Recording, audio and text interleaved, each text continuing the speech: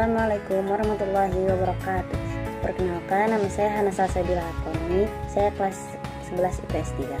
Di sini saya akan mempresentasikan pelajaran sejarah minat tentang Kesultanan Maritim masa Islam di Nusantara. A. Masuk dan berkembangnya Islam di Nusantara. Pertama, penyebaran agama Islam di Nusantara.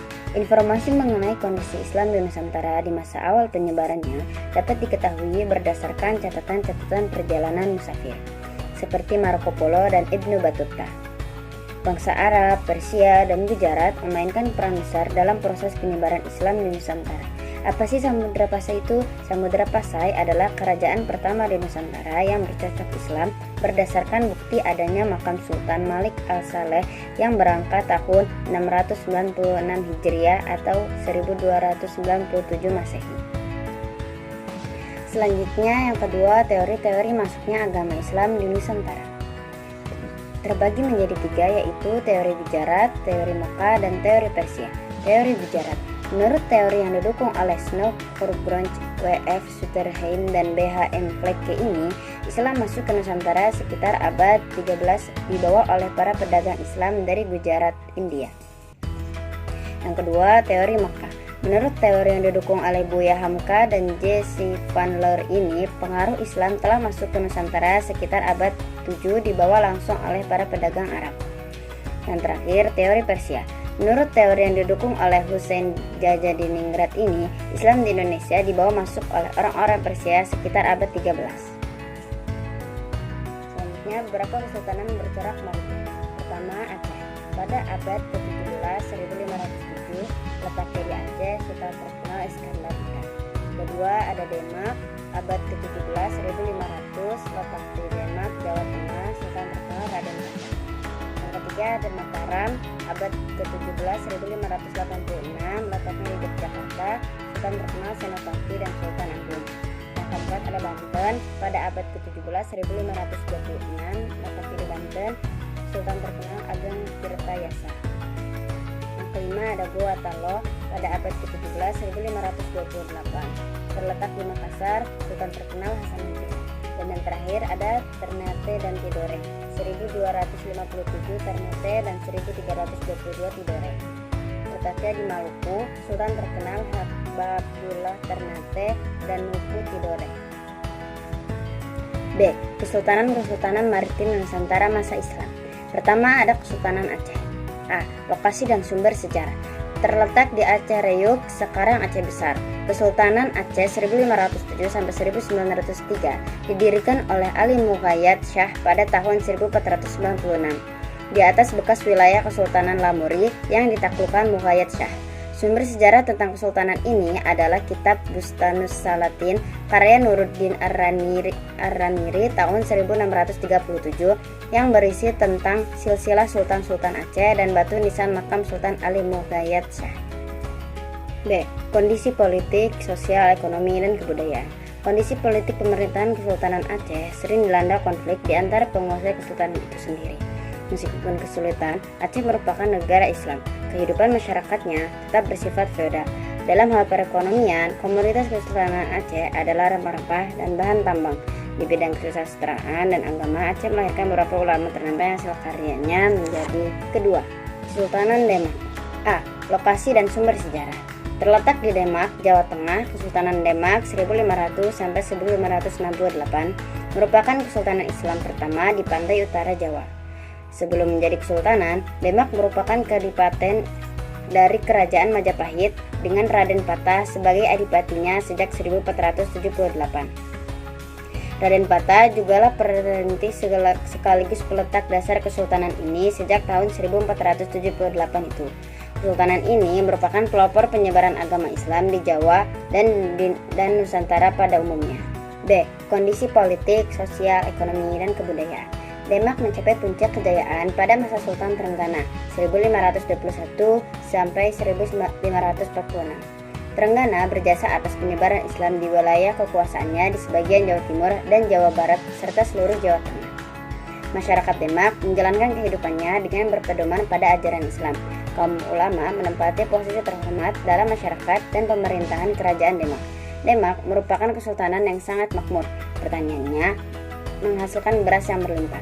Raden Patah juga dikenal sebagai orang yang mencintai kesenian, terutama wayang. 3. Kesultanan Banten. A. Lokasi dan sumber sejarah. Terletak wilayah barat Pulau Jawa sampai ke Lampung di Sumatera. Kesultanan Banten menjadi urat nadi pelayaran dan perdagangan yang melalui Samudra Hindia. Seperti sumber sejarah terbagi menjadi dua, yaitu Wahanten Girang dalam naskah Carita Parahyangan, yang kedua Medang Gili dalam Tambo Tulang Bawang dan Primbon Bayah. B. Kondisi politik, sosial, ekonomi, dan kebudayaan. Banten mencapai kejayaan di bawah pemerintahan Sultan Ageng Tirtayasa. Banten semakin mengembangkan perdagangan dengan melakukan monopoli di atas lada di Lampung.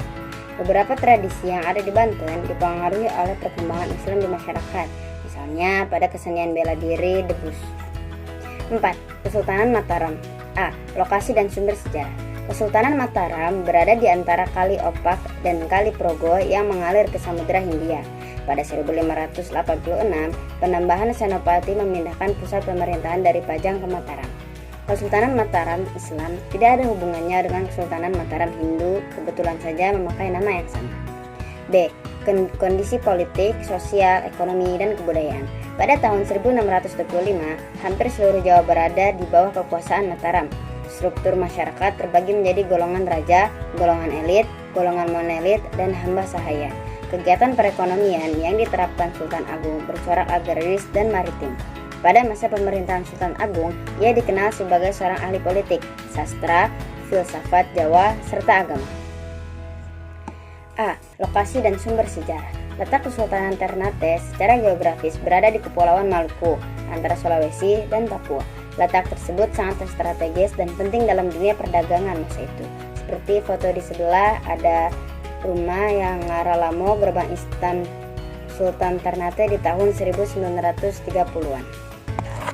B. Kondisi politik, sosial, ekonomi, dan kebudayaan. Kesultanan Ternate mengalami kemajuan baik di bidang politik, ekonomi, dan perdagangan pada masa Sultan Hairun. Kehidupan ekonomi Kesultanan Ternate didukung oleh hasil bumi utamanya, yaitu rempah-rempah serta kegiatan perdagangan dan pelayaran yang maju. Kesultanan Ternate memiliki andil yang sangat besar terhadap kebudayaan Nusantara bagian timur. Foto di sebelah adalah lukisan yang menggambarkan kondisi perairan Kesultanan Ternate. 6. Kesultanan Tidore. A. Lokasi dan sumber sejarah. Secara geografis, Kesultanan Tidore terletak di Kepulauan Maluku, antara Sulawesi dan Papua. Menurut sejarawan Belanda F.S.A. de Klerk, pada 1334, Tidore dipimpin oleh seseorang yang bernama Hasan Shah. Namun, bukan pertama-tama karena letaknya yang strategis yang membuat kedua kesultanan ini begitu penting dalam kancah aktivitas dan lalu lintas perdagangan masa itu, melainkan karena posisinya sebagai penghasil rempah-rempah terbesar, terutama cengkeh dan pala, sehingga dijuluki Spice Island, Kepulauan Rempah-Rempah. B. Kondisi politik, sosial, ekonomi, dan kebudayaan. Tidore merupakan kesultanan yang berada di wilayah bagian timur Nusantara dan merupakan penghasil rempah-rempah di dunia. Sumber rempah Kesultanan Tidore ada di beberapa daerah di Maluku. Terdapat istana Sultan Tidore yang disebut sebagai Kedaton Ki, dan terdapat benteng Portugis seperti Benteng Tohula dan Benteng Tore. 7. Kesultanan Goa Talo. A. Lokasi dan sumber sejarah.